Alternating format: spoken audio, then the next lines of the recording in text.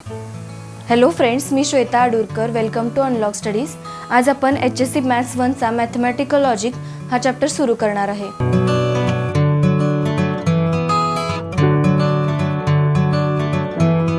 So in mathematical logic we are going to deal with different types of statements, their operations and truth tables related to them. First of all, what is logic? Logic is nothing but special sentences which are also called statements, declarative statements. तर मी इथे काही sentences घेतलेले आहेत. त्यातले ते 3 कॅटेगरीजमध्ये येऊ शकतात. एक तर ते स्टेटमेंट असू शकतात,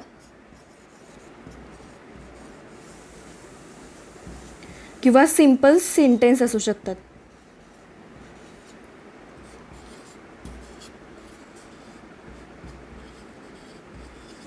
तर आपण इकडे वन बाय वन बघूया. First statement is sun rises in the east. तर हे स्टेटमेंट जे आहे ते आपण स्टेटमेंट रीड केल्यानंतरच ठरवू शकतो की ह्याची काहीतरी ट्रूथ व्हॅल्यू आपण डिसाईड करू शकतो.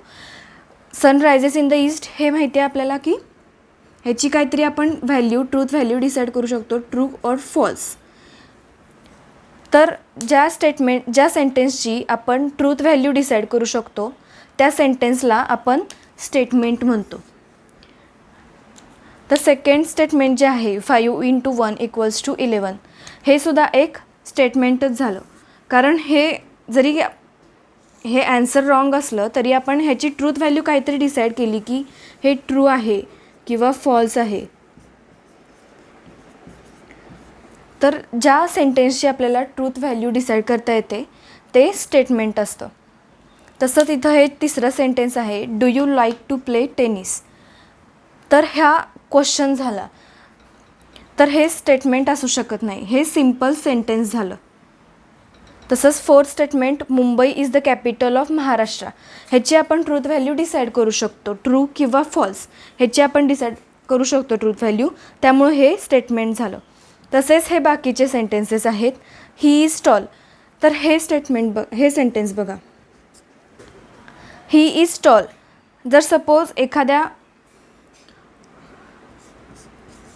टॉल पर्सनकडे पॉईंट करून हे स्टेटमेंट केलं तर हे स्टेटमेंट ट्रू असणार.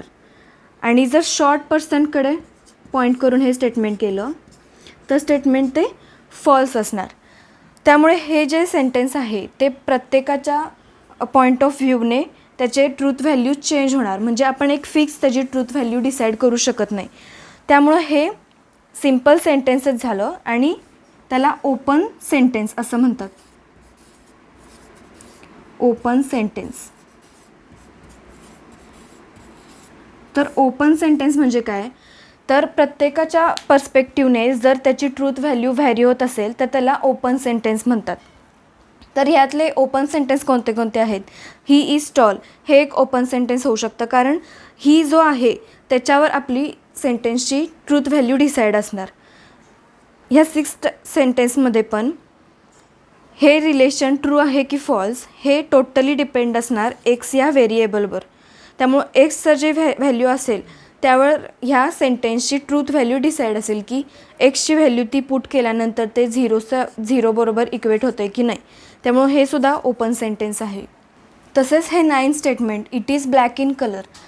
तर ह्याची ट्रूथ व्हॅल्यू इट इज ह्या फ्रेजने जे ऑब्जेक्ट पॉईंट केले त्या ऑब्जेक्टच्या कलरवर डिपेंड असणार.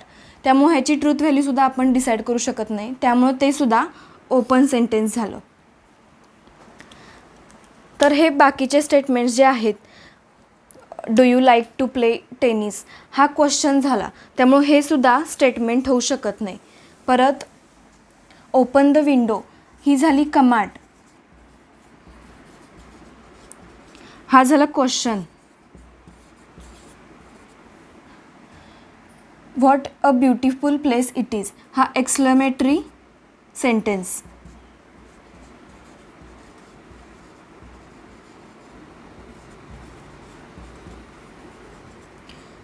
हाऊ आर यू हा सुद्धा एक क्वेश्चन झाला. आणि please give me your pen ही रिक्वेस्ट झाली.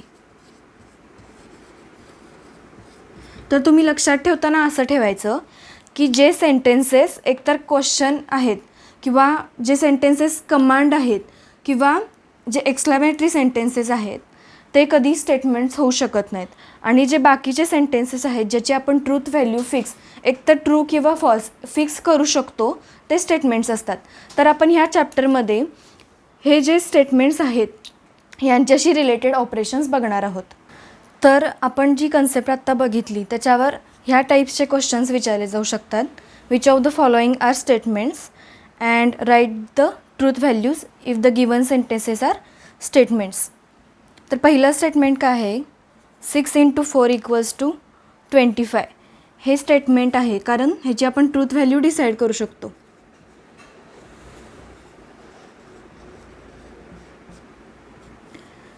स्टेटमेंट का, कारण 6 × 4 = 25 हे एक इक्वेशन झालं. त्याच्यात कोणतं अननोन व्हेरिएबल नाही आहे ज्याची आपल्याला व्हॅल्यू माहीत नाही. त्यामुळं हे आपण डिसाईड करू शकतो की हे स्टेटमेंट आहे. तर त्याची ट्रूथ व्हॅल्यू आपण डिरेक्टली कॅल्क्युलेट करून काढू शकतो. 6 × 4 = 25 हे आपल्याला बघूनच समजते की ह्याची ट्रूथ व्हॅल्यू ही फॉल्स असणार आहे. तसंच second sentence, x + 6 = 9.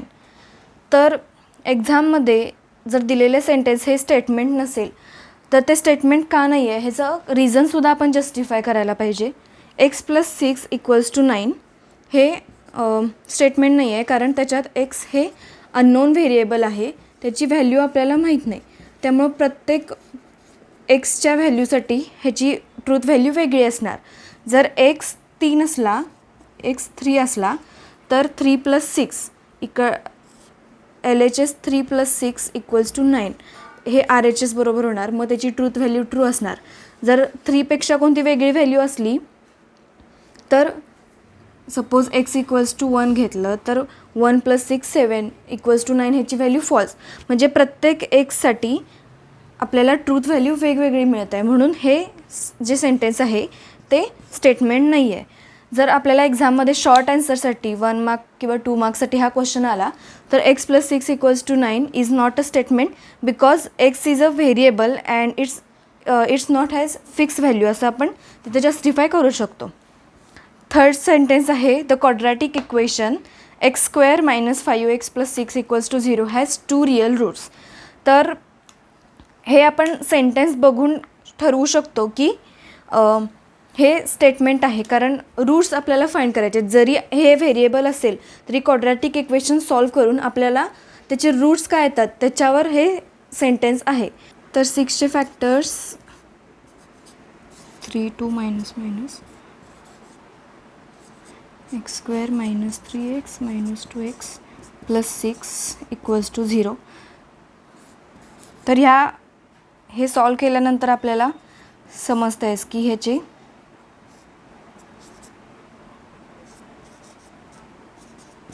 Real roots असणार आहेत. x = 2 आणि x = 3 हे 2 रूट्स आपल्याला मिळाले.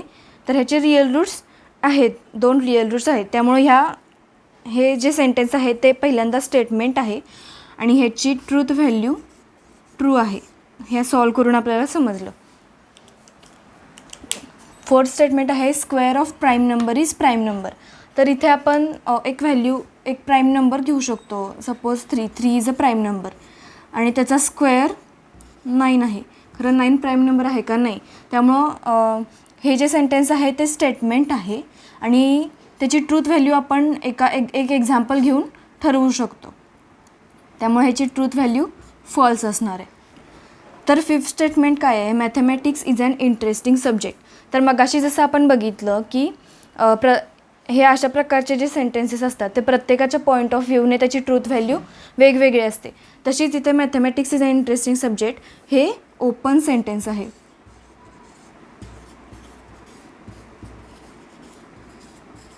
तर तुम्ही तिथे असं जस्टिफाय करू शकता की mathematics is an interesting subject is an open sentence, hence we can't decide its truth value, so it is not the statement. तर सिम्पल अँड कंपाऊंड स्टेटमेंट्स काय असतात ते बघूया. Simple statement is nothing but the statement which can't be split into further statements and compound statement is nothing but the conjunction or disjunction of these simple statements. The first statement is a natural number is an integer.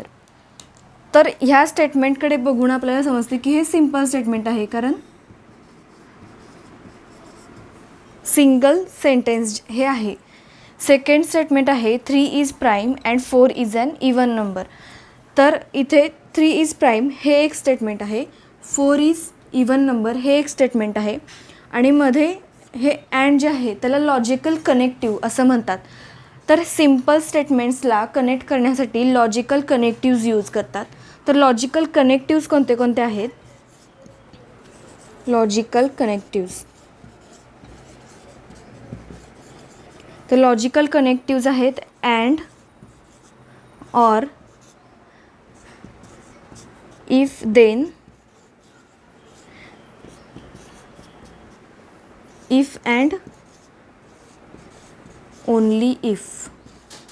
हे सगळे logical connectives आहेत आणि हे कनेक्टिव्ज use करून आपण simple statements connect करतो. तर हे जे स्टेटमेंट्स आहेत त्यांच्यावर ऑपरेशन्स करण्यासाठी पहिल्यांदा सिम्पल स्टेटमेंट्स जे असतात ते आपण सिम्बॉलनी डिनोट करतो, PQR अशा सिम्बॉल्सनी डिनोट करतो. आणि सपोज आता हे 3 इज प्राईम हे आपण Pनं डिनोट केलं, P equals to 3 is prime. आणि सपोज हे 4 इज इवन नंबर जे आहे ते आपण Qने डिनोट केलं, 4 इज इवन नंबर. तर हे स्टेटमेंट जे अँडनी कनेक्ट केलेलं आहे, अँडनी कनेक्ट केलेलं स्टेटमेंट आहे ते डिनोट करायला PQ आणि जे अँडसाठी सिम्बॉल आहे ते असं आहे, त्यामुळे P अँड Q हे डिनोट करते ह्या सेकंड स्टेटमेंटला. असंच आपण or, if, then, if and only if असे स्टेटमेंट्स बघणार आहोत. आणि P अँड Q हे आपण स्टेटमेंट केलं तर P आणि Qच्या व्हॅल्यूजवर डिपेंड एक आपण ट्रूथ टेबल काढतो. ट्रूथ टेबल कसं कॅल्क्युलेट करतात, तर Pची व्हॅल्यू जर ट्रू असेल तर आणि Qची व्हॅल्यू फॉल्स असेल तर, किंवा दोघे ट्रू असतील तर दोघे फॉल्स असतील तर, हे दोन व्हॅल्यूज आहेत तर त्याचे एकूण 4 व्हॅल्यूचे कॉम्बिनेशन्स पॉसिबल आहेत. तर या 4 व्हॅल्यूसाठी आपण आउटपुट काय येणार, म्हणजे ह्या ओव्हरऑल स्टेटमेंटची व्हॅल्यू काय येणार, P आणि Qच्या ट्रूथ व्हॅल्यूवर डिपेंड ओव्हरऑल स्टेटमेंटची व्हॅल्यू काय येणार हे आपण या ट्रूथ टेबलमध्ये कॅल्क्युलेट करतो. तर प्रत्येक कनेक्टिव्हसाठी आपण ट्रूथ टेबलसुद्धा बघणार आहोत. तर आपण हे logical connectives and, or, if, then, if and only if one by one बघूया. त्याचे आपण ट्रूथ टेबल त्याचं लॉजिक डिस्कस करणार आहे. तर पहिलं आहे कंजक्शन. जर 2 स्टेटमेंट्स अँड कीवर्ड वापरून जर कनेक्ट केले असतील तर तिथं कंजक्शन यूज केलेलं असतं. आता हे स्टेटमेंट बघा, 64 is perfect and 2 is even number. तर हे 2 सिम्पल स्टेटमेंट्स जे आहेत, 64 is perfect and 2 is even number, हे अँड हा कीवर्ड वापरून कनेक्ट केलेले आहेत, म्हणून इथे हे कंजक्शन यूज केलेले आहे. तर अँडसाठी सिम्बॉल आहे असा, हा सिम्बॉल अँडसाठी यूज करतात. तर सपोज आपण हे स्टेटमेंट जे आहे 64 इज अ इवन नंबर हे Pनं डिनोट केलं आणि 2 इज इवन नंबर हे Qनं डिनोट केलं. तर हे टोटल स्टेटमेंट कसं येणार, ह्या स्टेटमेंटसाठी P, अँडसाठी हा सिम्बॉल आणि 2 इज इवन नंबर ह्या स्टेटमेंटसाठी Q. तर हे स्टेटमेंट आपण ह्या असं सिम्बॉलिक फॉर्ममध्ये कन्वर्ट केलं. तर तुम्हाला क्वेश्चन येऊ शकतो की हे असं स्टेटमेंट त्यांनी देऊ शकतात आणि डिरेक्टली असं सिम्बॉलिकल फॉर्ममध्ये तुम्ही हे स्टेटमेंट लिहा असं सांगू शकतात. तर कंजक्शनवालं स्टेटमेंट असेल तर अशा फॉर्ममध्ये तुम्ही 2 स्टेटमेंटमध्ये स्प्लिट करून त्या कीवर्डच्या जागी सिम्बॉल यूज करून तुम्ही अशा प्रकारे हे स्टेटमेंट लिहू शकता. तर आता आपण त्याचं ट्रूथ टेबल बघूया. तर कंजक्शनचं ट्रूथ टेबल बघण्यापूर्वी आपण एक कन्सेप्ट क्लिअर करूया. ट्रूथ व्हॅल्यूज कोणत्या पॉसिबल आहेत, ट्रू आणि फॉल्स.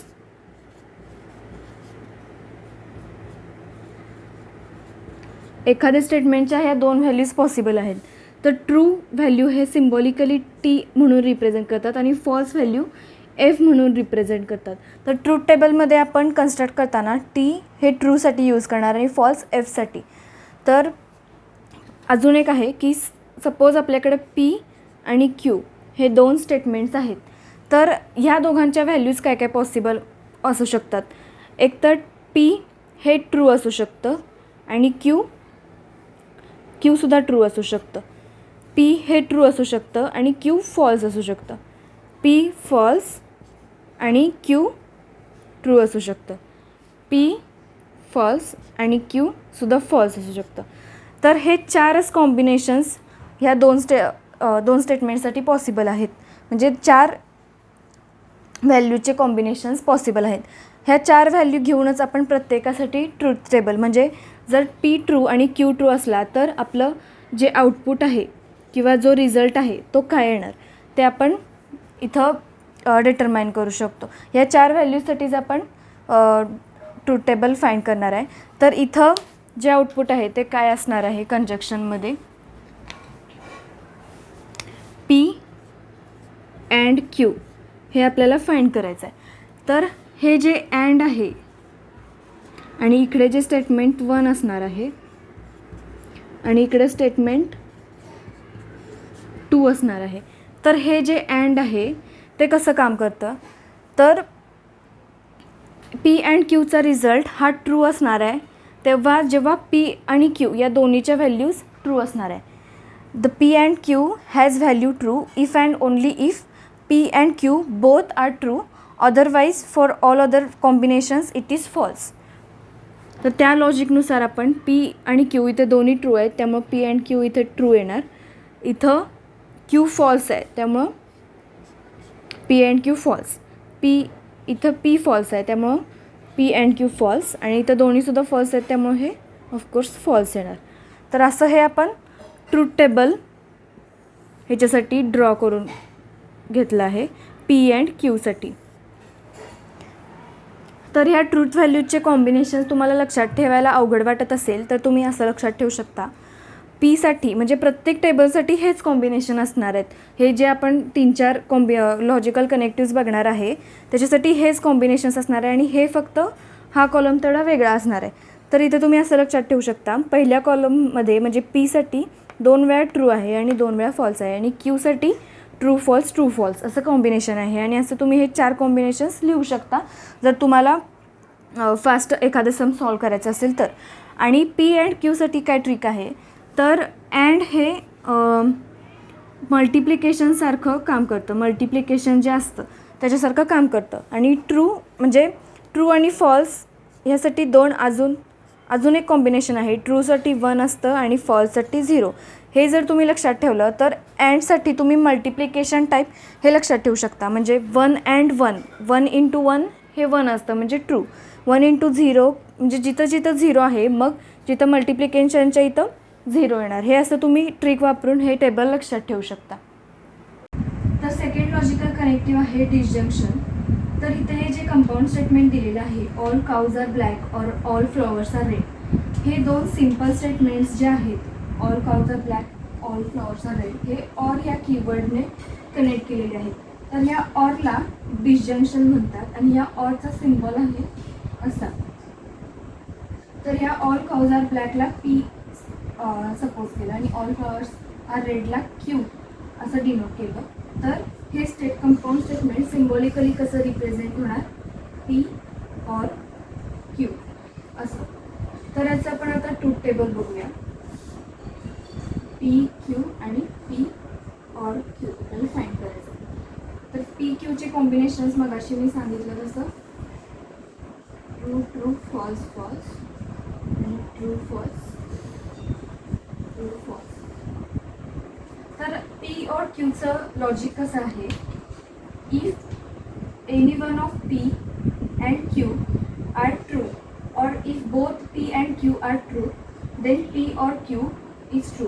म्हणजे काय, जर पी किंवा क्यू या दोन्हीमधली एकाची जरी व्हॅल्यू ॲटलिस्ट एकाची व्हॅल्यू जरी ट्रू असेल तर पी और क्यू हा रिझल्ट ट्रू येतो. तर ट्रू इथे दोन्हीकडे ट्रू आहे त्यामुळे पी और क्यू ट्रू येणार. ट्रू फॉल्समध्ये इथे एक ट्रू आहे त्यामुळे पी और क्यू ट्रू येणार. इथे क्यू ट्रू आहे त्यामुळे इथे ट्रू आणि फॉल्स म्हणजे दोन्हीकडे सुद्धा ट्रू नाही आहे त्यामुळे ह्याचा रिझल्ट फक्त फॉल्स येणार. तर पी और क्यू हे कसं ॲड होतं आहे, जसं आपण ॲडिशनमध्ये करतो. सपोज आपण ऑरच्या ऐवजी ॲडिशन करत आहे असं म्हणलं आणि ट्रूला आपण मग अशी जसं म्हणलं ट्रूला 1 आणि फॉल्सला 0 कन्सिडर केलं, तर लॉजिकल वेनी 1 + 1 हे सम 1 असतं म्हणून इथं रिझल्ट 1 आला. इथं 1 + 0 1 असतं म्हणून इथं ट्रू. तसंच 0 + 1 ट्रू आणि 0 + 0 फॉल्स. असं तुम्ही ह्या ट्रिकने हे टेबल लक्षात ठेवू शकता. मी ट्रिक्स का सांगत आहे, कारण आपल्याला सम सॉल्व करताना असं फक्त डिरेक्टली टेबल नाही विचारत. आपल्याला एक इक्वेशन दिलं असतं आणि त्याची आपल्याला फायनल ट्रूथ व्हॅल्यू वगैरे डिसाईड करायची असते. त्यामुळे आपल्याला कॅल्क्युलेशन्स ह्या व्हॅल्यूज कॉम्बिनेशन्स आपल्याला फास्ट कॅल्क्युलेट करता आले पाहिजेत, म्हणून आपण हे ट्रिक्सने असं लक्षात ठेवू शकतो. तर नेक्स्ट कनेक्टिव्ह आहे इम्प्लिकेशन किंवा कंडिशनल. तर हे दिलेले कंपाऊंड स्टेटमेंट बघा. If Mumbai is in Maharashtra then Delhi is capital of India. तर इथे हे दोन स्टेटमेंट्स जे आहेत, मुंबई इज इन महाराष्ट्र आणि Delhi is capital of India, हे पी आणि क्यू हे दोन स्टेटमेंट्स आहेत. आणि इथं हे कनेक्टिव्ह यूज केलेलं आहे इफ देन. तर हे कनेक्टिव्ह म्हणजे इम्प्लिकेशन. तर ह्याचा सिम्बॉल आहे एकतर असा किंवा काहीजण असं सुद्धा यूज करू शकतात. तर हे रिप्रेझेंट करताना मग हे स्टेटमेंट सिम्बॉलिकली कसं रिप्रेझेंट करणार. मुंबई इज इन महाराष्ट्राचं पी हे सिम्बॉल इम्प्लिकेशनचं आणि दिल्ली इज कॅपिटल ऑफ इंडियाचं क्यू. तर हे रीड करताना पी इम्प्लाईज क्यू असं रीड करतात. इफ पी देन क्यूचं लॉजिक काय आहे. If P is true and Q is false then only P implies Q is false. म्हणजे काय, जर पीची व्हॅल्यू ट्रू असेल आणि क्यूची व्हॅल्यू फॉल्स असेल तर मग पी इम्प्लिकेशन क्यू हे फॉल्स येणार. In all other cases it is true. तर आपण ह्याचं ट्रूथ टेबल बघूया. पी क्यू आणि पी इम्प्लिकेशन क्यू. तर पीच्या values true true false false आणि हे ट्रू फॉल्स ट्रू फॉल्स. तर पी ट्रू आहे आणि क्यू ट्रू आहे, तर इथे रिझल्ट पण ट्रूच येणार. आणि ह्या कंडिशननुसार जर पी ट्रू असेल आणि क्यू फॉल्स असेल तर ह्या एकाच कंडिशनमध्ये पी इम्प्लिकेशन क्यू हे फॉल्स येणार आणि बाकी सगळ्या केसेसमध्ये ट्रू येणार. तर नेक्स्ट कनेक्टिव्ह आहे बाय कंडिशनल किंवा डबल इम्प्लिकेशन. तर इथं हे जे कंपाऊंड स्टेटमेंट आहे मिल्क इज व्हाईट आणि sun rises in the east, हे दोन simple statements if and only if हे कनेक्टिव्ह यूज करून कनेक्ट केलं आहे. तर त्याला बाय कंडिशनल किंवा डबल इम्प्लिकेशन असं म्हणतात. आणि त्याचा सिम्बॉल आहे एकतर हा किंवा असं सुद्धा आपण यूज करू शकतो. तर ह्याचं सिम्बॉलिक रिप्रेझेंटेशन कसं येणार. मिल्क इज व्हाईटला पी मानलं आणि इफ अँड ओनली इफ कनेक्टरचं सिम्बॉल आणि सनरायझेस इन द वेस्टला क्यू. तर ह्याचं सिम्बॉलिक फॉर्म ह्या स्टेटमेंटचा असा आला. तर पी बाय कंडिशनल क्यू ह्याचं लॉजिक काय आहे. P biconditional Q is true if and only if both P and Q have same truth values. Same truth values म्हणले मी, किंवा ते ट्रू असू देत किंवा फॉल्स असू देत. म्हणजे पीची व्हॅल्यूसुद्धा ट्रू आणि क्यूची व्हॅल्यूसुद्धा ट्रू, किंवा पीची व्हॅल्यू फॉल्स आणि क्यूची सुद्धा व्हॅल्यू फॉल्स. ह्या दोन केसेसमध्ये पी बाय कंडिशनल क्यू हे ट्रू येणार आणि बाकीच्या दोन केसेसमध्ये फॉल्स येणार. तर असं हे पण ट्रूथ टेबल बघूया. पी क्यू आणि पी बाय कंडिशनल क्यू. तर ह्याच्या truth values true true false false आणि ट्रू फॉल्स ट्रू फॉल्स. तर इथे ट्रू ट्रू आणि इथे फॉल्स फॉल्स या दोन्ही ठिकाणी पी बाय कंडिशनल ट्रू हे ट्रू येणार आणि या बाकीच्या दोन केसेसमध्ये फॉल्स येणार. हे असं ट्रूथ टेबल झालं. तर लास्ट कनेक्टिव्ह आहे नेगेशन. तर इथं जे स्टेटमेंट दिलेलं आहे 10 इज नॉट डिव्हिजिबल बाय 2, तर तिथं हा वर्ड आहे नॉट. तर नॉट म्हणजे नेगेशन. एखादं स्टेटमेंट असं असतं ज्याची ट्रूथ व्हॅल्यू जर ट्रू असेल तर त्याच्या अपोजिट एक स्टेटमेंट असतं ज्याची ट्रूथ व्हॅल्यू फॉल्स असू शकते किंवा व्हाईस वर्सा, जर फॉल्स असेल तर ट्रू असू शकते. तर तिथे नॉट यूज केल्यामुळे ते नेगेशन झालं आणि नॉटचं सिम्बॉल हा असा असतो. तर 10 इज नॉट डिव्हिजिबल बाय 2 चं नेगेशन आपण घेतलं. सपोज हे स्टेटमेंट आपण पीने डिनोट केलं की 10 इज डिव्हिजिबल बाय 2. तर मी जेव्हा पीचं नेगेशन घेणार, नेगेशन ऑफ पी, म्हणजे मी ह्या स्टेटमेंटमध्ये नॉट हा वर्ड ॲड करणार, त्यामुळे पीचं नेगेशन घेतल्यानंतर हे स्टेटमेंट आपल्याला मिळतं. तर ह्याचं ट्रूथ टेबल लक्षात ठेवणं एकदम सोपं आहे. पी हा एकच सिम्बॉल असणार आणि त्याचं नेगेशन, जर पी ट्रू असेल तर नेगेशन ऑफ पी हे फॉल्स असणार, आणि जर पी फॉल्स असेल तर नेगेशन ऑफ पी हे ट्रू असणार. हे अपोजिट असतात. तर हे ह्या व्हिडिओमध्ये आपण स्टेटमेंट काय असतं, परत ते रिप्रेझेंट कसं करतात, ते लॉजिकल कनेक्टिव्स काय असतात, त्यांचे ट्रूथ टेबल्स, हे सगळं डिस्कस केलं आहे. तर आपण नेक्स्ट लेक्चरमध्ये जो या सगळ्या कन्सेप्टवर बेस्ड एक्सरसाइज 1.1 आहे त्यामधले सम्स आपण सॉल्व करणार आहे, आणि प्रत्येक टाईपचे सम आपण कवर करायचा प्रयत्न करू. तर तुम्ही तुमच्या फ्रेंड्सना व्हिडिओ हा नक्की शेअर करा. तुम्हाला नेक्स्ट व्हिडिओज बघायचे असतील, जर हे लेक्चर सिरीज कंटिन्यू करायचे असतील तर तुम्ही चॅनलला नक्की सबस्क्राईब करा. थँक्यू.